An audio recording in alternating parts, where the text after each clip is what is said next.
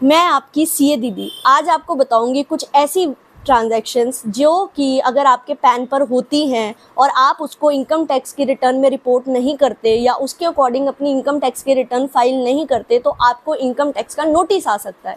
सबसे पहले, अगर आपने अपने सेविंग के खाते में 10 लाख से ज़्यादा का कैश डिपॉजिट कराया इन अ फाइनेंशियल ईयर।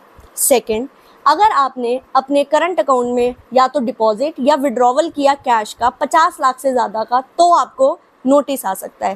थर्ड, अगर आपने अपने क्रेडिट कार्ड की पेमेंट करी in cash more than 1 lakh तो आपको ध्यान रखना है।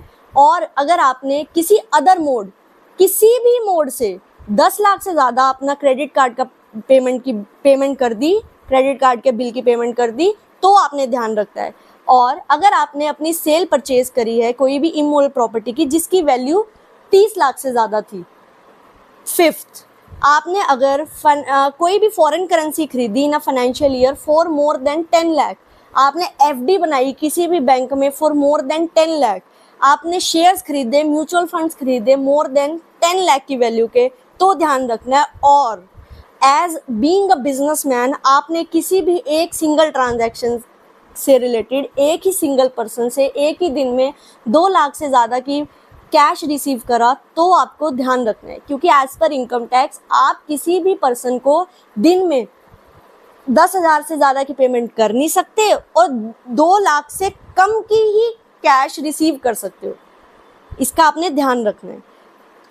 तो अगर आप ये चीज़ें खराब नहीं है कि ये कर दिया तो हम प्रॉब्लम में आ गए, आपने कर दिया। बिजनेस की नेचर होती है, कई बिजनेस की नेचर होती है कैश में डीलिंग होना, like petrol pump and all that, तो ऐसा नहीं है। पर लेकिन आपको अपनी बुक्स ऑफ अकाउंट्स में इसको अच्छे से अकाउंट फॉर करना है ताकि आप उसको अपनी रिटर्न में अच्छे से दिखा सको या कल को नोटिस आता है तो आप उसका रिप्लाई दे सको। You have to take care. Basically इसका लॉजिक क्या है, ये सारी ट्रांजैक्शंस आती हैं एसएफटी के अंदर जो कि एक मैंडेटरी रिटर्न है जो बैंक्स को income tax return income tax department ने फाइल करने को बोली हुई है। यानी जब भी किसी बैंक में ये ट्रांजैक्शन होगी इमीडिएटली वो इनकम टैक्स को ये चीज़ रिपोर्ट कर देंगे और वो आपके पैन पे दिख जाएगा in the form of 26AS या फिर AIS। तो ध्यान रखें, अच्छे से अपना AIS 26AS को पढ़ें फिर अपनी रिटर्न फाइल करें। Thank you.